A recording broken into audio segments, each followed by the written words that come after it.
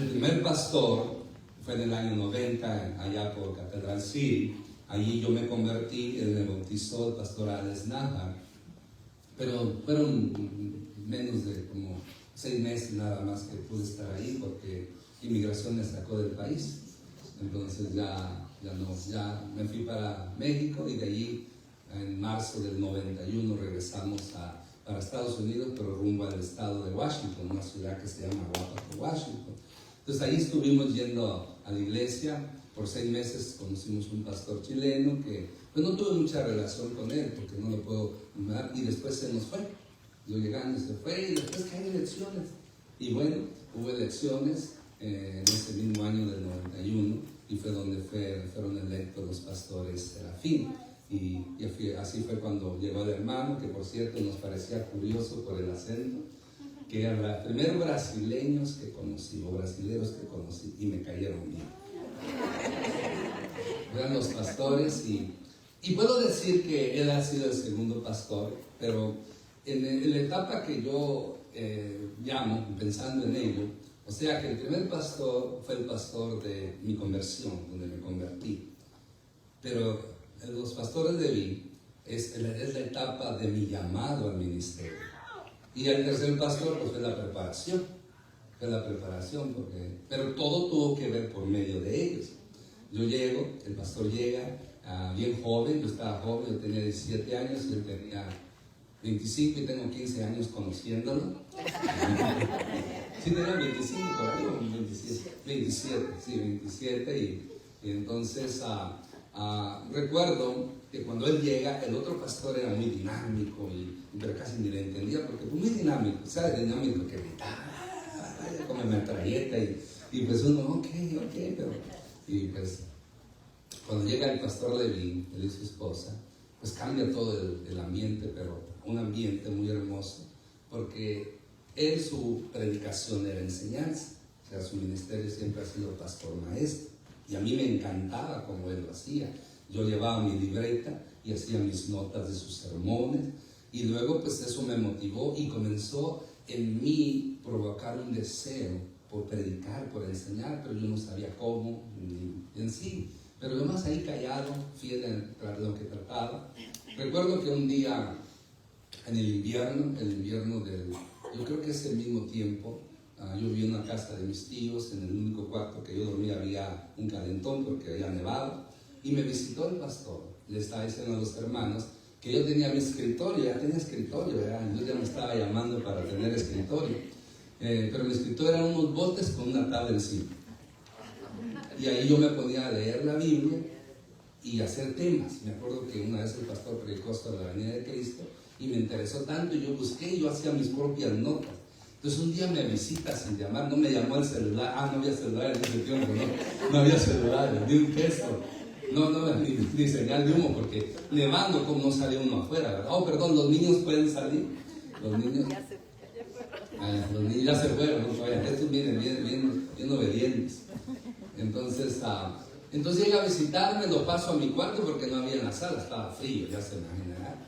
Y él entra y yo creo que lo primero que observó fue ese escritorio que tenía. Y me recuerdo que me preguntó, ¿le gusta estudiar, hermano Néstor? ¿Le gusta dar la Biblia? Y yo, sí me gusta mucho. Y recuerdo que quizás no fueron las palabras, ¿verdad? No recuerdo, pero me acuerdo que dijo, ¿no le gustaría ir al Instituto Bíblico? Yo había escuchado que 2 jóvenes de la iglesia estaban viniendo al Instituto Bíblico aquí en La Puente, pero en sí yo no tenía un conocimiento de qué era un Instituto Bíblico. Entonces ahí fue cuando comenzamos a sentir, y él explicándome qué era el Instituto Bíblico, y lo más probable, no recuerdo todo lo que hablamos, pero lo más probable que él me explicó sobre el llamado, el ministerio, y él fue el que podemos decir que Dios usó para hablar a mi vida que yo tenía un llamado. Y dice él, mira, nos abandonó pronto, porque él me mandó al Instituto Bíblico, él tiene la culpa, ¿no?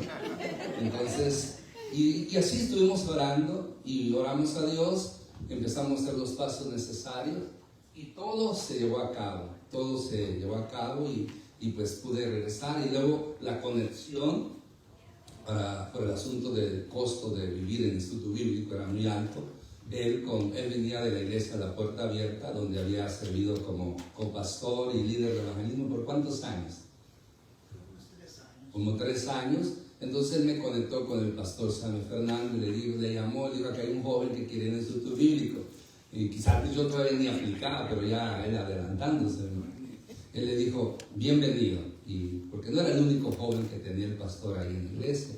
Y esa fue la conexión que llegué yo al este de Los Ángeles con el pastor Sammy Fernández, fue por el pastor. O sea, a través de él, Dios habló a mi vida de un llamado al ministerio. A través de él pude conectarme aquí y vine al instituto, y por unos años me estuvieron apoyando económicamente desde la iglesia. Y tuve la oportunidad de regresar en mi primer año, me puso a predicar, me puso a hacer preguntas, hizo una sección de preguntas y yo era el que hacía las preguntas y hacía preguntas. Por ejemplo, ¿cuántos años tenía? ¿Quién era la persona que vio más en la Biblia? Y pues la gente decía el nombre o si no, y así pues, podemos tener una oportunidad. Y pues yo quiero darle gracias a Dios por la vida del pastor David y su esposa, porque ambos juntos fueron de mucha bendición a mi vida. Me adoptaron ahí, pues yo casi siempre andaba ahí con ellos en la oficina, yo le abría la iglesia, todo, ¿verdad?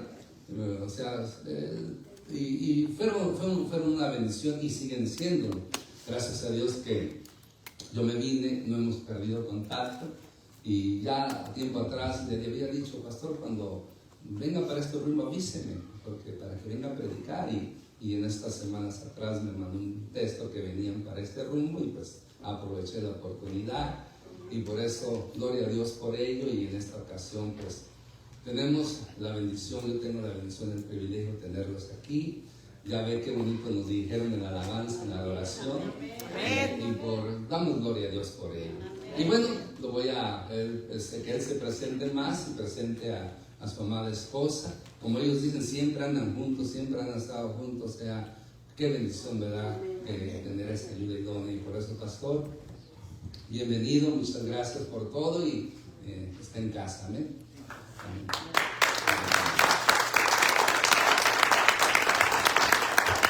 Amén. Dios es bueno, ¿sabe? Dios conoce todo. Los vientos soplan y son fuertes, pero Dios sabe todo. Usted no sabe dónde le lleva, pero Dios está conduciendo todo, es como un gran coro, y Dios está jugando con las diferentes partes. Usted no se da cuenta si no sobrevive. Por eso dice, sé fiel hasta la muerte y te daré la corona de la vida. Usted tiene que resistir y aprender a vencer muchas luchas, porque usted no podrá ver lo que hubiera sido si usted hubiera permanecido. ¿Cómo permanecer en los principios? Usted permanece en esos principios, en mis palabras, permanecen en. Ya no voy a predicar, ahorita quiero hablar un poquito sobre lo que acaba de decir mi hermano Ernesto. Tremendo privilegio, ¿verdad? Como Él nos movió de un lado, Dios nos movió a nosotros de otro. Nadie sabe de nada, Dios sabe de todo.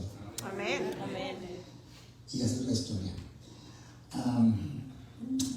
Servimos ahí en Wapato, fue nuestra primera iglesia en Washington. Estábamos aprendiendo, ¿ok? Él dice que hicimos alguna cosa buena, estábamos entrenando. Y con personas como él y otros pudimos hacer algo para Dios, ¿verdad? Entonces,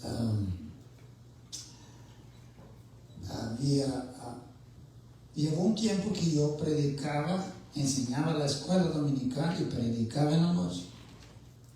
Escuela dominical, 1 hora de enseñanza, predicación y luego predicación en la noche. Y yo terminaba sin voz. Entonces, no, yo no puedo. Compré una trompeta. Me costó bastante dinero, pero aprendí a tocar la trompeta, porque perdía la voz, pero podía soplar. Porque entendí el privilegio de servir a Dios. Yo quiero aprovechar mi tiempo en la tierra para servir a Dios. Y ahorita me estoy recordando de eso. La trompeta todavía la tengo y esta me la he guardado. Empiezo a tocar, pero la gata se agita y se va para allá. Y luego viene la gente que vive conmigo, pues mi esposa. y mi hija y me regañan porque le protegen a la gata en vez de a mí. Amén. Pero hemos estado sirviendo al Señor desde la juventud. Nos conocimos en la iglesia también. Éramos jóvenes sirviendo al Señor. Jóvenes yendo aquí a esa iglesia. ¿Qué iglesia? Varias iglesias que íbamos sirviendo al Señor, evangelizando casa por casa. Bueno, hay una historia muy grande, ¿verdad? Y no tenemos el tiempo de decir.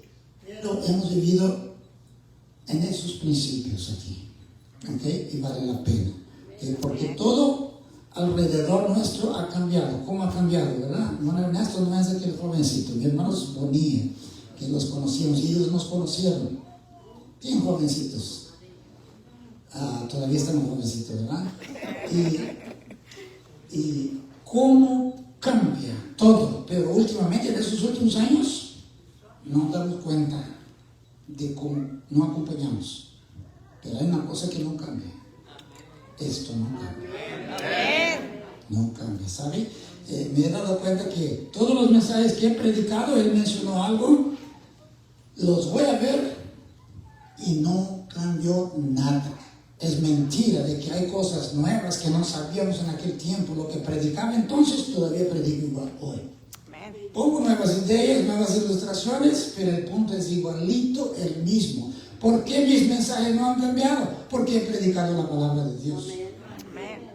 Y no es mi palabra, es la palabra de Dios, no va a cambiar. Entonces permanezca en esta palabra. ¿Qué más pudiera decir? Estuvimos evangelizando aquí, en este lugar, porque aquí en esta iglesia servimos un tiempo con el hermano Tasavia, el pastor Tasavia, en esta iglesia. Estudiábamos en la escuela bíblica y veníamos aquí el domingo en la mañana, el servicio en la tarde, mi esposa y yo íbamos a evangelizar por las calles, todo es alrededor aquí. Nosotros fuimos casa por casa, ni sabíamos bien español, ni sabíamos bien inglés. Pero fuimos tocando las puertas y nos preguntamos, ¿qué quiere? Pues no sabemos nada. Un tratado, ahí va. Estuvimos evangelizando aquí. Se nos olvida, pero ahora que venimos nos están recordando unas cosas. Y en la noche, otro servicio. ¿Sabe? Más o menos a la medianoche llegamos a la casa. Porque terminaba el servicio y manejaba hasta Los Ángeles. Y el hermano Tasavia a veces se dormía un poco manejando. Y cuando vimos, en vez de estar en 70, estaba en 45. En el freeway. ¿Por qué está tan despacio? Nunca llegamos. Todo lo que estoy diciendo es para que usted sepa que lo que usted ha hecho para el Señor, Él lo tiene registrado. Y usted se olvida y sale fuera de esa historia y de cuando en cuando Dios le permite que usted se recuerde, no para su gloria, sino para mantenerlo animado, sabiendo que lo que Dios ha hecho a través de usted ha sido algo grande. Amén. Entonces, de una cosa Dios se olvida.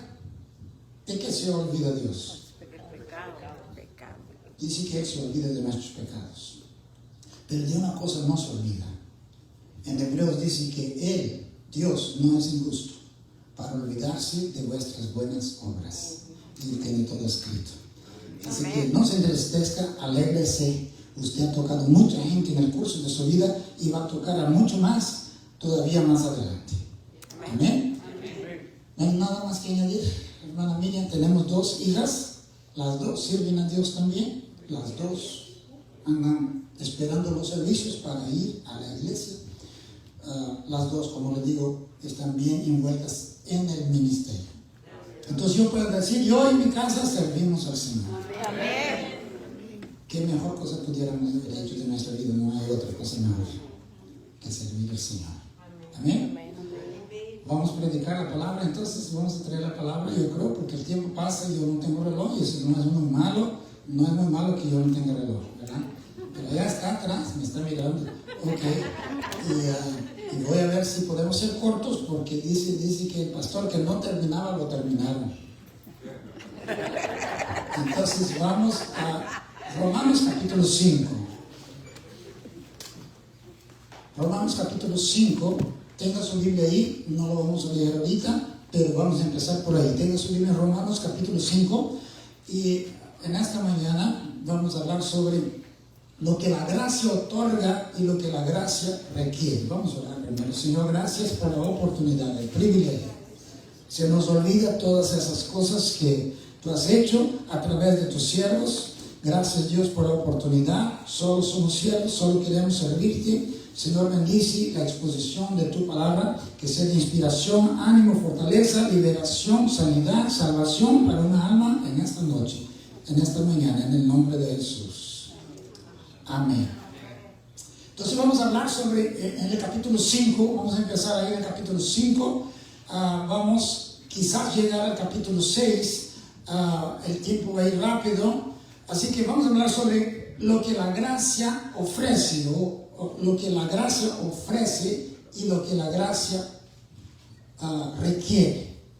Porque todos nos gusta oír de lo que tenemos en Cristo, pero no nos gusta mucho a veces oír nuestras obligaciones. Pensamos que no tenemos ninguna. Y no es cierto, la palabra de Dios no nos dice que tenemos responsabilidades. Y voy a hablar de las dos cosas, privilegios, o sea, lo que la gracia nos da, y también lo que la gracia espera de nosotros. Entonces todos hemos oído sobre la ley y la gracia. Todos conocemos, principalmente los que tienen más años, el tiempo de la ley, el tiempo de la gracia, el tiempo del Antiguo Testamento, el Nuevo Testamento, ya sabemos todo eso. La ley nos muestra lo que debemos hacer por Dios. La gracia nos muestra lo que Dios ha hecho por nosotros. ¿Cuánto da gloria a Dios? En el Antiguo Testamento nos muestra que llevaban una oveja para sacrificarla como ofrenda o para darla en sacrificio. Y todos aquellos eran pastores de ovejas, porque era la mayor cosa que hacían en el Antiguo Testamento era que tenían rebaños. Y el pastor de ovejas llevaba una oveja para ofrecerla. Y aquella ovejita podía decir: yo soy la buena oveja que doy mi vida por mi pastor. Ese es el Antiguo Testamento. Pero en el Nuevo Testamento tenemos nuestro buen pastor que dice: yo soy el buen pastor que doy mi vida por las ovejas. ¿Usted entendió cómo cambió? La ovejita daba su vida por el pastor, pero en el nuevo pacto el pastor da su vida por la oveja. Y entonces usted llega a Juan 3:16, que usted conoce, porque de tal manera amó Dios al mundo que ha dado, Él regaló, es a su único Hijo, para que todo aquel que en él cree no se pierda, mas tenga vida eterna. Porque no envió Dios a su Hijo al mundo para condenar al mundo, sino para salvar. Amén. Aleluya. Él es nuestro Salvador. La ley demanda, la gracia otorga. La ley condena al mejor de los hombres. La gracia salva al peor de los pecadores. Así que empezando en el capítulo 5, no lo vamos a leer ahí, pero ahí están los beneficios de la justificación. El libro de Romanos es un paquete de beneficios en su compañía, la compañía de Dios. Cuando usted recibió a Cristo, usted agarró un trabajo en la compañía que paga mejor que ninguna otra. El pago es mayor que todos y tiene beneficios. Cuando usted abre Romanos va a decir qué es lo que hay en su paquete de beneficios. Cuando usted agarra un trabajo en una compañía que le paga un buen sueldo y tiene beneficios, usted no quiere dejar ese trabajo, ¿cierto? De repente usted se desanima y dice: me voy, pero luego cuando usted abra su paquete de beneficios, ahí está. Cristo lo firmó en la cruz y tú lo firmaste de abajo cuando recibiste a Cristo, y viene con sueldo bien bueno, grande y beneficios, y tú miras los beneficios y dices: no puedo dejar de servir a Dios, es lo que más paga. ¿Cuánto da gloria a Dios? Amén. Vamos a ver entonces Romanos 5, justificados pues por la fe tenemos, ¿qué tenemos? Ese es un beneficio, que no voy a hablar de eso. Ahora en el versículo 2 dice: por quien también tenemos otra cosa. Ese es otro beneficio. ¿Cuánto tienen Biblia? Ese está en su paquete de beneficios. Si está desanimado sirviendo a Dios, mire los beneficios. Y aquí estoy yo para recordarle, porque eso me anima mucho. Cuando yo veo la segunda parte del capítulo 5, es lo que yo le voy a predicar. Pero cuando veo simplemente la primera parte del capítulo 5, eso es suficiente para dispararme corriendo, para decir, quiero servir más y más a Dios. Entonces dice, versículo 2, porque también tenemos entrada. Ese es otro beneficio. Usted tiene entrada. ¿Bien? ¿Cuál es el otro? Dice, y nos gloriamos en la esperanza de gloria. Ese es otro beneficio. Quiere decir que un día más adelante, eso no es hoy, se va a recibir un cuerpo glorificado para vivir en el cielo. Eso ya está garantizado hoy, pero no lo recibió hoy. Ahora dice que tenemos más beneficios. Versículo 3, 5:3. Y no solo esto, ¿no? Pero usted está contando cuántos son. Dice, y no solo esto, sino que también nos gloriamos en las tribulaciones. ¿Por qué nos gloriamos en las tribulaciones? ¿Sabe por qué? Porque tienen propósito. Usted dice, gloria a Dios, porque yo sé que a través de eso Dios va a hacer algo grande. Amén. El que no tiene el paquete no tiene ese beneficio, pero usted tiene el paquete. Ahora, otro beneficio, versículo, para ir rápido por aquí, el versículo 10. Ahí hay otro beneficio, porque si siendo enemigos fuimos reconciliados con Dios por medio de la muerte de su Hijo, mucho más, ese es otro beneficio, estamos reconciliados, seremos salvos por su vida, lo que significa que nos va a librar de la gran tribulación que va a venir a la tierra. Y hay muchos más beneficios, pero solo quería pasar por ahí, porque todos nosotros nos gusta oír de los beneficios. Y si tú quieres, en el Facebook lo tengo, esta parte del sermón se llama los beneficios de la justificación. Y esta segunda parte que voy a predicar ahorita es mayormente las responsabilidades de la justificación. Lo que la gracia otorga y lo que la gracia requiere. ¿Cuánto dan gloria a Dios? Vamos a hablar de eso entonces. Capítulo 6, versículo 4, le estoy dando un viaje. 6:4, ahí está mismo. Dice, porque somos sepultados juntamente con Él para muerte por el bautismo. Y luego, ¿qué dice? Entonces hay un propósito por lo cual Él te salvó. ¿A fin de qué? Como Cristo resucitó de los muertos por la gloria del Padre, así también nosotros andemos como en vida nueva. Por eso te salvó. No para que andes como andabas. Ahora andas en vida nueva. La gracia requiere una vida justa. ¿Cuántos dicen gloria a Dios? Amén. La palabra de Dios es poderosa. Amén. Entonces el apóstol empieza hablando de Adán, versículo 12, 5:12. Por tanto, 5:12, por tanto, como el pecado entró en el mundo por un hombre. ¿Quién fue? Y por el pecado, la muerte. Así la muerte pasó a todos los hombres, por cuanto todos pecaron. O sea, un hombre abrió la puerta. Entró el pecado. Pero el pecado no entró solo. El pecado es casado en comunión de males. El pecado y la muerte siempre andan juntos. Adán abrió la puerta. Entró el pecado.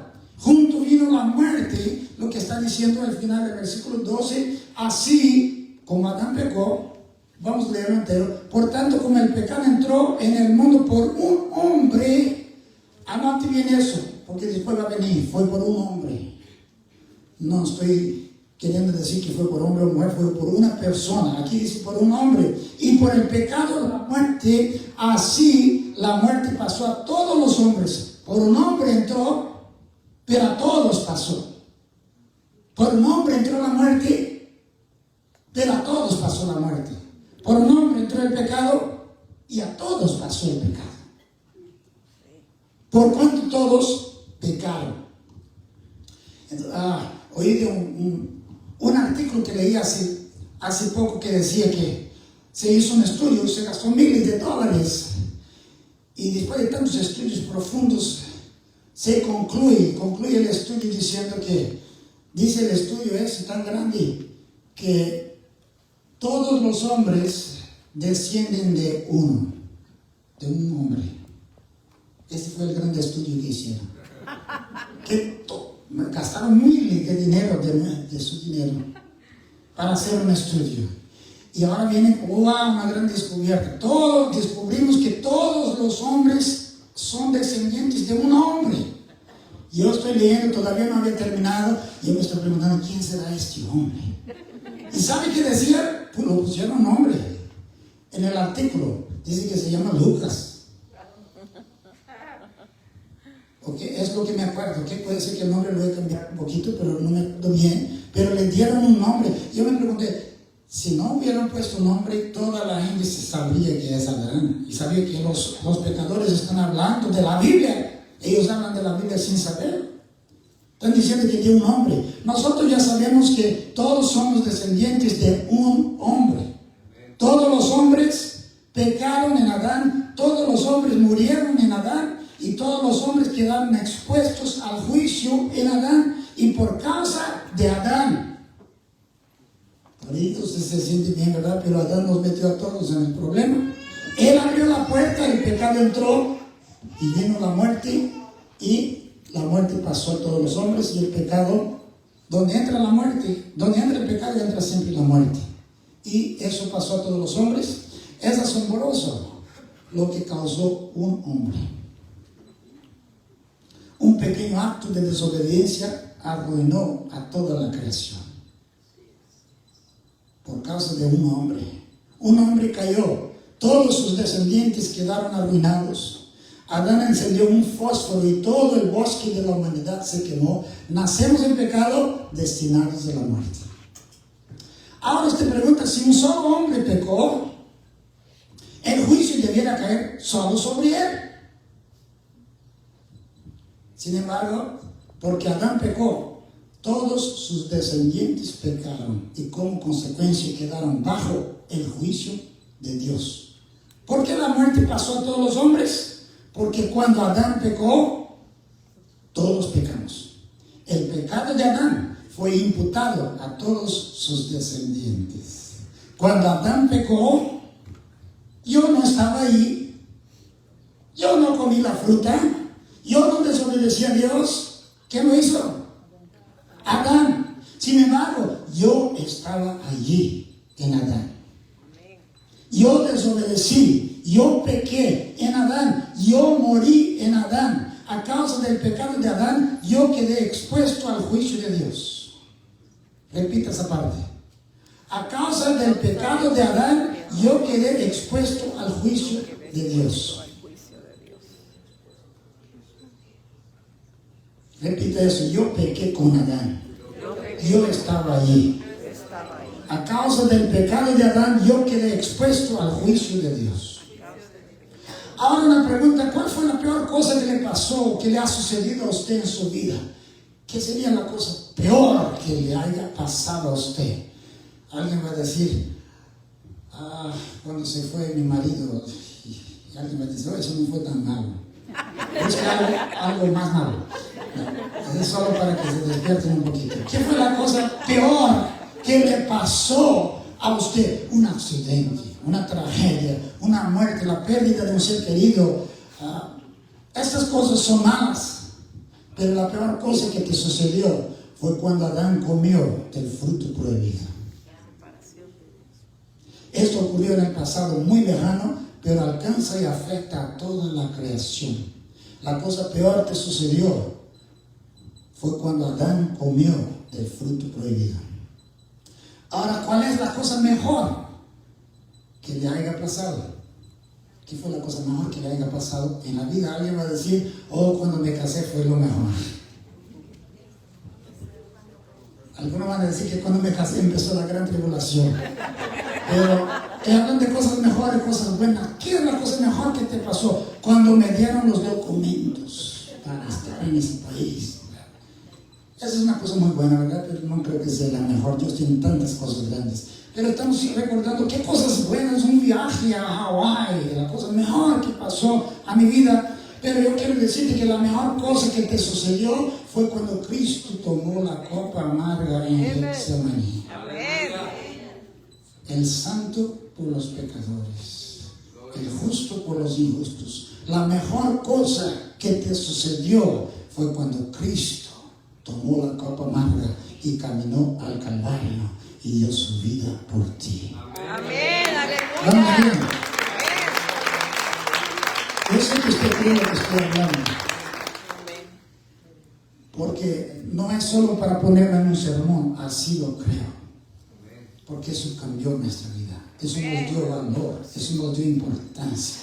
El mundo no nos dio importancia, el mundo no nos dio valor, el mundo nos despreció.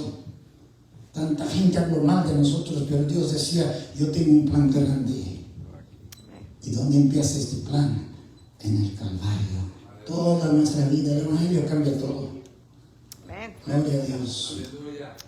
Adán fue cabeza federal de la raza humana. Por tanto, Adán actuó como mi representante. Adán fue cabeza y como tal representa a toda la raza humana. Nuestros representantes nos representan en el Congreso. Ellos están allá para votar por nosotros. Yo no voto en el Congreso. Mi representante vota por mí. En el huerto del Edén, Adán tenía que dar un voto. Y Adán dio un voto. Adán tenía que decidir obedecer a Dios o desobedecer a Dios. Y Adán dio este voto. Él desobedeció, él escogió desobedecer a Dios. Y su voto llegó a ser mi voto. ¿Todavía me están acompañando? Porque le voy a llevar al otro que es más interesante. Pero ese es el trasfondo para llegar al otro. Para que usted sepa la grandeza de lo que usted tiene. Ahora, si Adán votó por mí, Adán hizo todo por cuenta, yo nunca estuve ahí. Y ahora por causa de Adán, yo estoy en medio de todo ese problema de que ya nací en pecado. Y ya nací con todos esos arranques y con toda esa capacidad de hacer solo lo puro malo. No me gusta nada de esto. Adán hizo todo eso. No me gusta eso. ¿Por qué estoy en problemas si yo no hice nada malo? ¿Alguien ha hecho esa pregunta? ¿Por qué hice? ¿Por qué ya nací pecador así? Y yo nunca hice nada malo. Eso no es cierto, que tú no hiciste nada malo nunca. Porque el hombre peca por ser pecador y porque es pecador peca. Cuando un bebé nace, entran al mundo 7 libras de pecado. Y cuando aumentan las libras, aumenta el pecado. Ya nació en pecado. Ya nació con todas las capacidades de mentir, de engañar, de robar. No levante la mano, porque sus padres saben cómo usted fue. Aún Adán tenía así, ¿verdad? O sea, ya después del pecado todo es así. De modo que el hombre peca porque es pecador, y es pecador porque peca. El perro ladra porque es perro, o porque es perro ladra. Si nació perro, va a ladrar. No ladró todavía, que quizás no tiene soplo, no tiene aire, pero lo primero que va a hacer es que va a ladrar, es perro. El perro ladra porque es perro y porque es perro ladra. Y el gato hace miau porque es gato, y porque es gato y porque es gato hace miau. Y el hombre hace el mal. El hombre no hace miau, pero el hombre hace el mal. El hombre peca porque es pecador. ¿Y por qué es pecador? Peca. Ya nació con esas capacidades, con esa inclinación. El hombre no anda buscando a Dios. Es Dios quien anda buscando al hombre. Qué salvación tan grande que yo tengo. Que fue Dios quien me buscó. Que si dependiera de mí, yo iba a terminar en el lugar equivocado. Yo no vi nada, yo no vi el juicio. El juicio estaba por caer. Y Dios dijo, ahí donde estás va a caer juicio. Y dice que Él me trasladó de las tinieblas a la luz. Yo no me di cuenta de todo lo que iba a pasar, pero Él ya sabía. Y me trasladó a su reino. Gloria a Dios. Qué grande salvación tiene usted, porque Dios se le adelantó a usted. De modo que nadie se escapa del pecado de Adán. Al nacer naces con el pecado de Adán. Sin haber hecho nada, eres pecador y estás condenado simplemente por ser descendiente de Adán.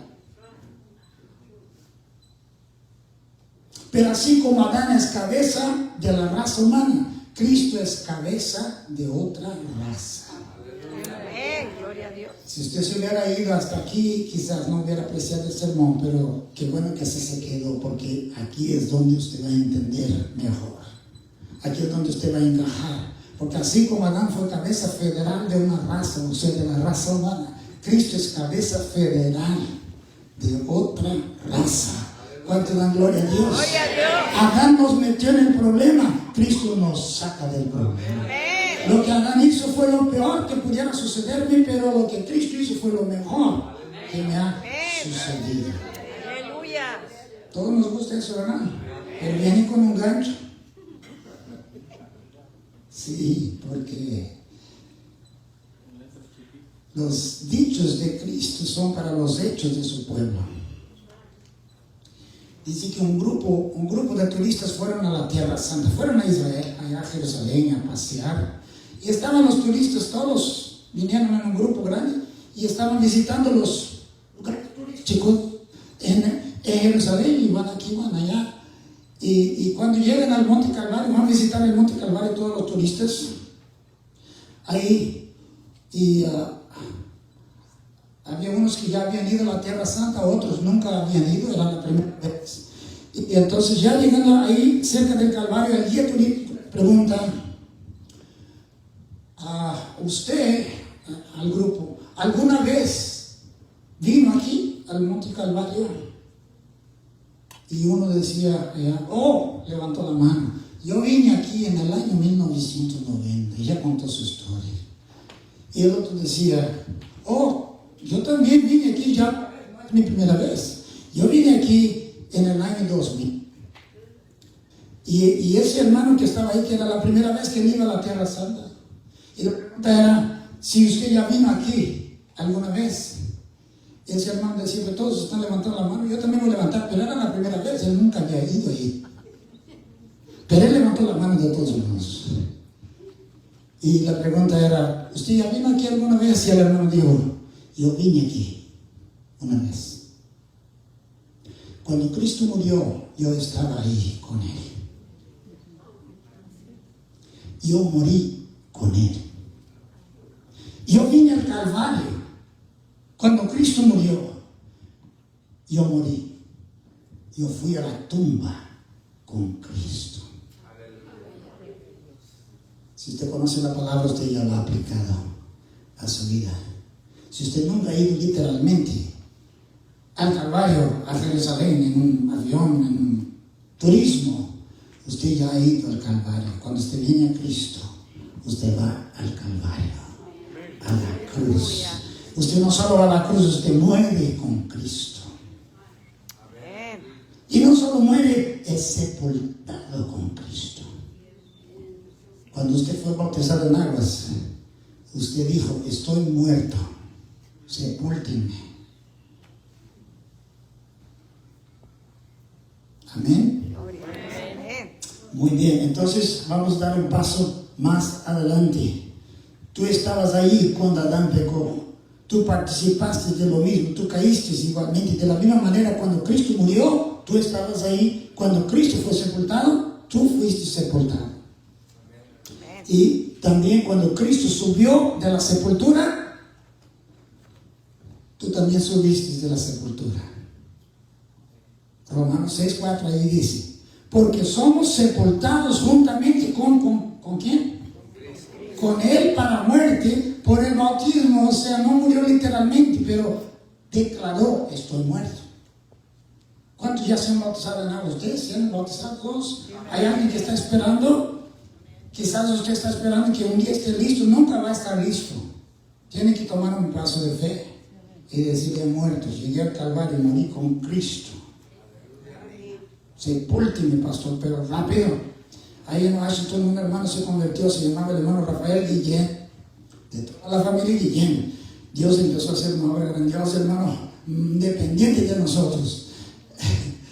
Yo hasta decía, Señor, no me estás esperando, me estás adelantando todo, para que la gente crea que yo hago algo también. Dios está haciendo todo. Entonces, hermano Rafael Guillén, él se convirtió, hermanos. pero más allá cuando eran jovencitos, una familia de México mató a un miembro de la familia de Rafael. También si lo cuento, no está aquí, no Rafael. De todos modos es todo verdad y no hay nada malo que pueda decir, porque voy a hablar lo que él mismo ha hablado y su testimonio. Y él se convirtió en nuestra iglesia. Cuando él pasó la primera vez al altar, y yo quería ponerle la mano, y él me empujó para atrás. Él me dijo, no me pongas la mano. Él era bravo. Y él tenía venganza. Tenía venganza, porque su padre le hizo prometer que él iba a matar al que mató a su hermano. Y él creció esperando el día que él iba a hacer eso. Pero él se convirtió. Se convirtió también de verdad que enseguida quería ser bautizado. Pero y yo tenía un viaje para ir a Brasil y yo le dije, mira, voy a Brasil y cuando vengo lo bautizo. Me dijo, no, yo tengo que bautizarme antes de que usted vaya. Tuvimos que hacer un bautismo para bautizar al hermano que había muerto con Cristo. Cuando tú mueres ya no hay venganza. Cuando tú mueres no solamente tú recibes perdón, tú también perdonas. Y empiezas a servir a Dios. Porque de gracia recibimos y de gracia damos. Tú no solo recibes en el Calvario, del Calvario recibes y del Calvario das. Todo te escribe por el Calvario para ti, para que tú seas un canal de bendición. Aleluya. Dios es bueno.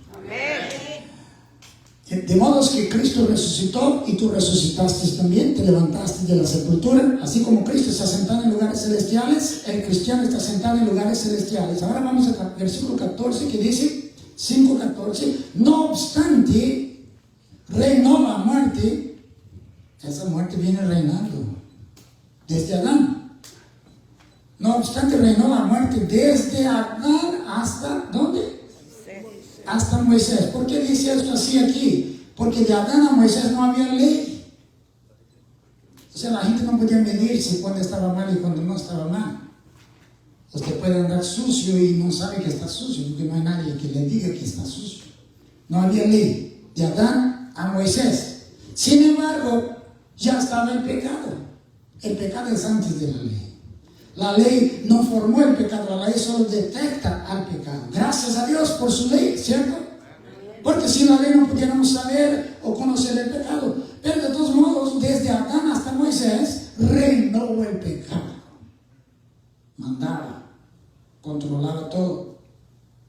Aún de los que no pecaron a la manera de la transgresión de Adán. O sea, ellos no hicieron lo que Adán hizo, pero estaban bajo el pecado. Pero dice la última parte de ese versículo, dice, el cual, o sea, Adán, es figura del que había de venir. Él es figura de lo que había de venir. Y eso dice en Romanos. Está hablando de Adán, de Génesis, pero eso está en Romanos. Y dice que este que había de venir, Adán es solamente una figura. De modo que el don, el pecado nos puso bien para abajo, pero el don nos elevó. El don es Cristo, el pecado ya es Adán. Ok, entonces el apóstol Pablo acaba de decir que Adán es como Cristo. Todo lo que hablamos hasta ahorita era Adán. Adán es como es una figura, ¿cierto? Porque acaba de decir que Adán es una figura de Cristo. Pero ahora él comienza a decir que Cristo no es como Adán. Cristo es mejor. Él dice, Adán es una figura, pero Cristo es mejor. Es mucho mejor. ¿Cuánto dan gloria a Dios? Solamente si están tomando nota para que sigan. Adán es como Cristo, número 1. Número 2, Cristo es mucho mejor. Adán más pecado, más muerte, igual 10 negativo. Cristo más justicia, más vida, igual más 10,000. Porque Cristo es mucho mejor.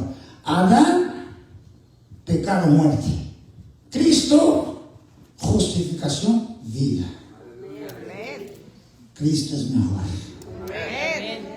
Dice el apóstol que el don, con el don, él dice con el don, dice sí. ¿Dónde dice eso? Con el don no fue igual. Así, versículo 15. Pero el don no fue, o sea, hay una diferencia. Le está haciendo una comparación con Adán y Cristo.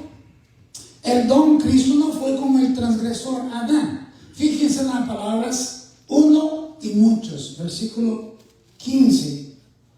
El don no fue como la transgresión, porque si por la transgresión de aquel uno murieron ¿cuántos? Por uno murieron ¿cuántos? Muchos. Entonces, por causa de uno murieron muchos. Ahora, revértese el asunto. Abundaron mucho más. Nota esta palabra, con Cristo es mucho más. Con Adán es muchos. Pero ahora con Cristo es mucho más la gracia y el don de Dios por la gracia de un solo hombre. También fue bueno, pero Él hizo mucho más y Él nos elevó. ¿Cuánto dan gloria a Dios? Versículo 10, yo creo que es el 10. Porque si siendo enemigos fuimos reconciliados con Dios por la muerte de su Hijo, mucho más, estando reconciliados, seremos salvos de la ira. Entonces, hermanos, la justificación es lo que está hablando el capítulo 5 de Romanos. La primera parte son los puros beneficios de la justificación. Y la segunda parte, como dije, son los beneficios con también los compromisos, porque va a llegar, va a tocar al 6. Recuérdense que la Biblia no estaba dividida en capítulos así. Así que el tema sigue ahí, nomás que el pastor no puede seguir. Ok, la justificación cambia totalmente nuestra relación con Dios. Entramos a una nueva posición legal establecida sobre la base de la justicia ¿de quién? De Cristo. La gracia triunfa sobre las transgresiones. Eso nos lleva al punto número 3. ¿Cómo responde usted? Vamos a la recta final. Primero, Adán es figura, es como Cristo, pero segundo, Cristo es mejor. Tercero, ¿cómo responde usted? ¿Cuántos dicen que Dios es bueno? ¿Verdad que Dios es bueno? Cuando el pecado llegó al límite, Él no mandó juicio, mandó gracia.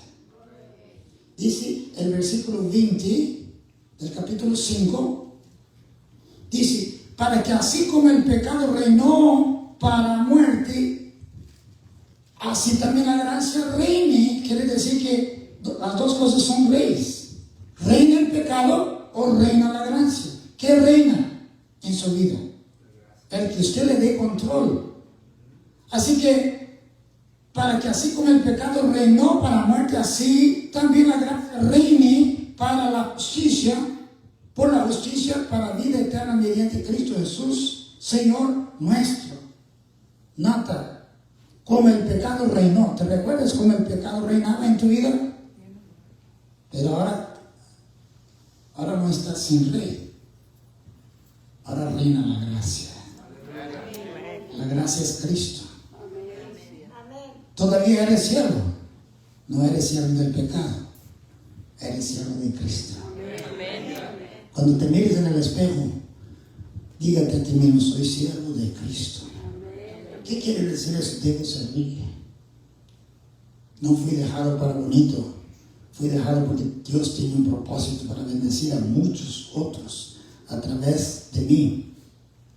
Ahora el pecado ya no tiene la última palabra, sino que la gracia tiene la última palabra. Versículo 21 al 23 dice, versículos 21 al 23, dice del capítulo 6, versículo 21, dice, pero ¿qué fruto tenías de aquellas cosas de las cuales ahora os avergonzáis? Porque el fin de ellas es muerte. ¿Cuántos experimentaron esto?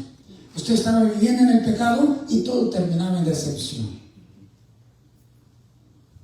¿Y de qué ¿De qué se gloria? El fin de aquellas cosas es muerte. Versículo 22. Mas ahora que habéis sido libertados del pecado, ¿y qué más dice ahí? Y hechos siervos de Dios, tenéis por vuestro fruto la santificación y como fin la vida eterna. Ahora llega en el versículo conocido, porque la paga del pecado es muerte, mas la dádiva de Dios es vida eterna en Cristo Jesús.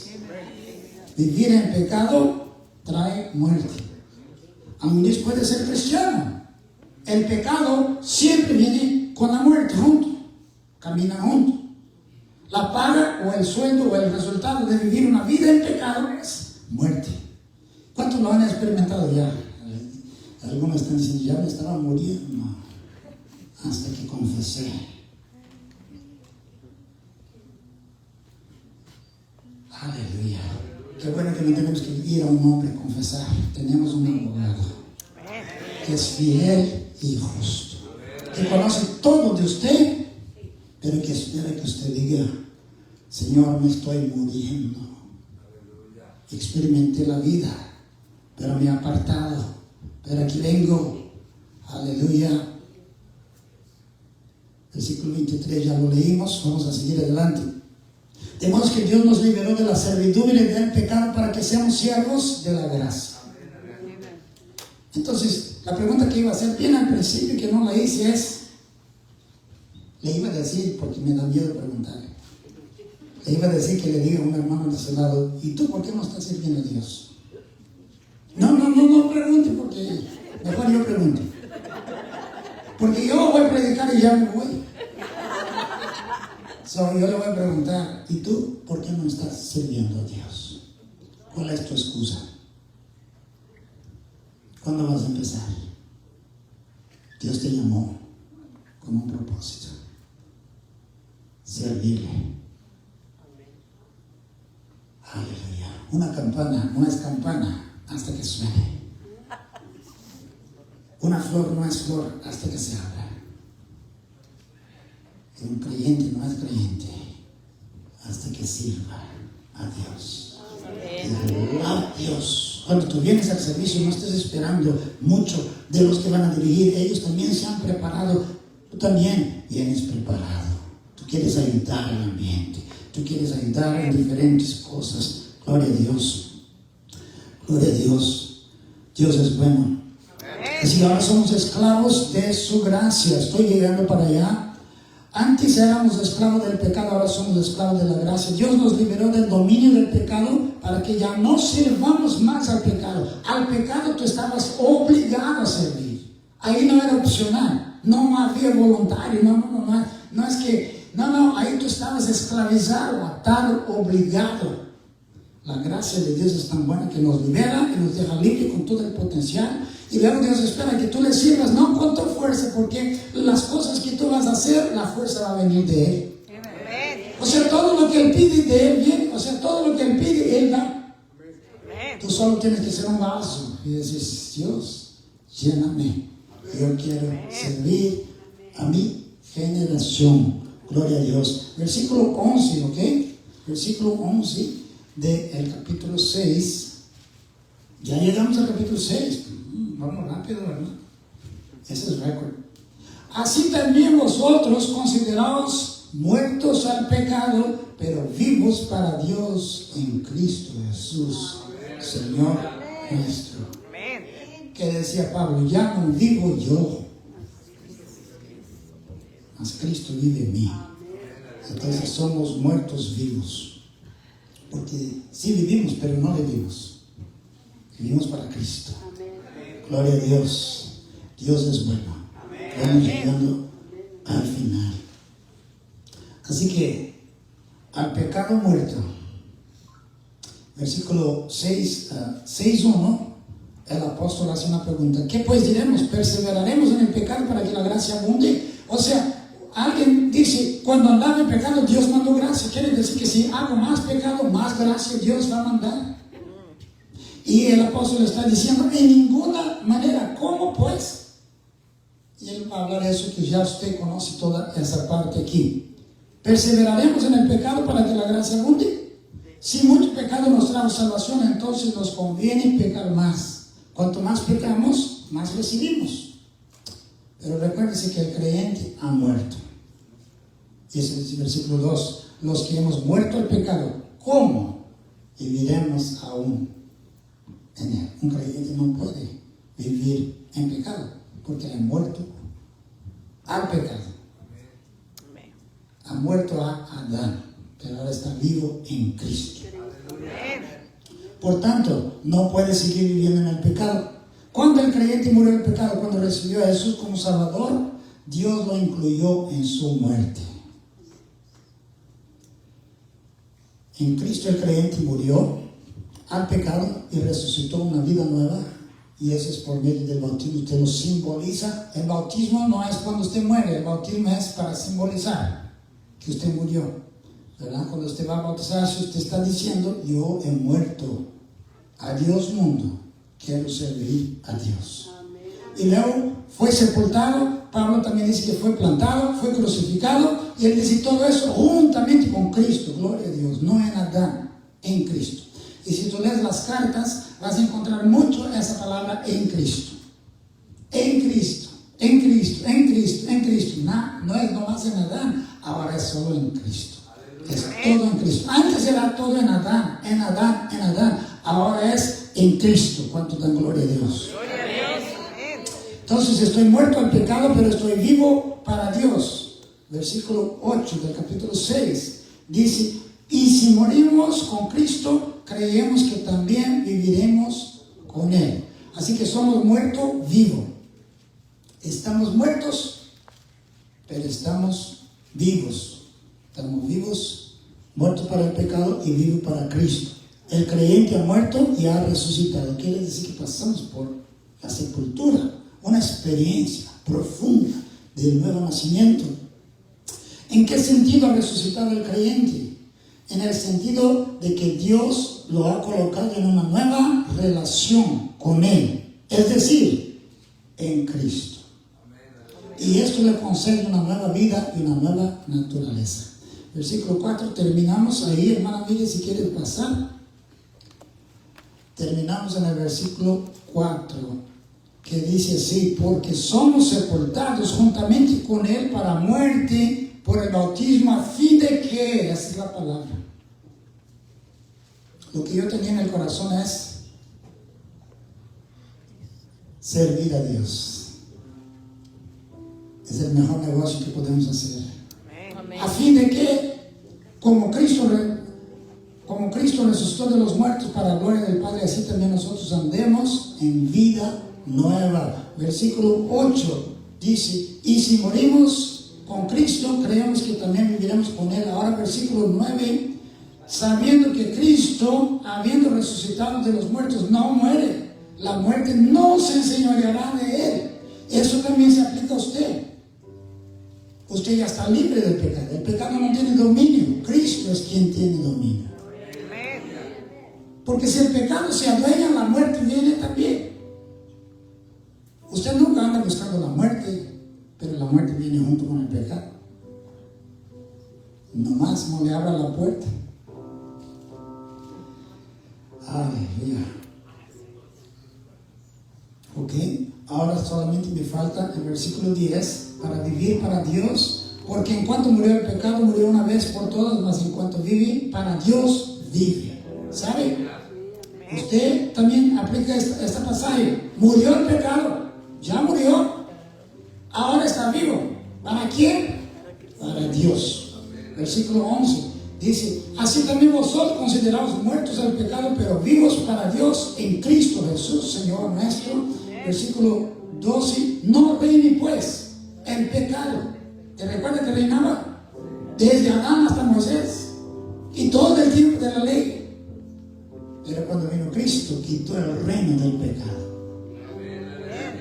Cuando Cristo vino a su vida, quitó el reino del pecado. ¿Cuál es tu excusa por no servir a Dios? Ya me estoy atreviendo más, porque ahorita me voy a salir. ¿Ya? Versículo 13: ni tampoco presentéis vuestros miembros al pecado como instrumentos de iniquidad. Eso es lo que hacíamos cuando reinaba el pecado. Ahora tenemos otro rey, y nuestros miembros sino presentaos vosotros mismos a Dios como vivos de entre los muertos, y vuestros miembros a Dios como instrumento de justicia. Si no puede levantar las dos manos, porque una está doliendo, vas a levantar la otra. Pero tú vas a decir, alma mía, alaba a Jehová. A veces tu alma está empacada como un caballo que no quiere moverse. Pero tú hablas a tu alma, alma mía, alaba a Jehová. Alma mía, es día de servicio, voy al templo, voy a servir a Dios. Alma mía, fuiste llamada, fuiste redimida, fuiste comprada. Aleluya. ¿Sabe? Termino aquí, si de veras termino ahora, porque me faltó una parte, pero siempre va a faltar, hermano, la palabra de Dios es demasiado grande. Pero unos dicen, cuando me case, voy a servir a Dios. Ya falta poquito. Y el otro dice, cuando me divorcie, voy a servir a Dios. Porque con la esposa que tengo no puedo. ¿Cuál es tu excusa? Bueno, ¿sabe? No lo voy a extender más, ya dije 3 veces, yo creo. Okay. El apóstol Pablo está diciendo en 1 Corintios capítulo 7, él está diciendo, fuiste llamado siendo esclavo, sirva a Dios como esclavo. O sea, habían esclavos en aquel tiempo, literalmente de los dueños. El apóstol está diciendo, no esperes que venga una abolición de esclavos para entonces servir a Dios. Así, en esta condición, va a ser limitado, pero así sirves a Dios. Luego él dice, fuiste llamado siendo soltero, así sirves a Dios. Fuiste llamado casado, él mismo dice, no te separes. No dice, sí, dice, no te separes. Algunos dicen, me tengo que separar para servir a Dios. Inventan muchas excusas. De ahí viene la pregunta, ¿cuál es la tuya? ¿Por qué sirviendo a Dios? No estoy asumiendo eso, hermano, que no los conozco ni nada. Así que recíbalo en el amor del Señor. Si escucha el tema Romanos 5, la primera parte que está ahí, la justificación, los beneficios de la justificación. El capítulo 5 está en el Facebook, con mi nombre tengo este sermón ahí, le va a gustar bastante. Si es que no le gustó aquí ahorita, porque ese es más doctrinal, el otro es puro beneficio. Pero cuando usted vea la grandeza de lo que usted tiene en Cristo, usted va a querer salir corriendo para servir. Para mí es suficiente la primera parte del capítulo 5 de Romanos para servir a Dios. Pero toda palabra es útil para instruir, redarguir. Nos ponemos en pie, hermanos. Vamos a dejar el altar abierto, bendecir su vida. Tú dices,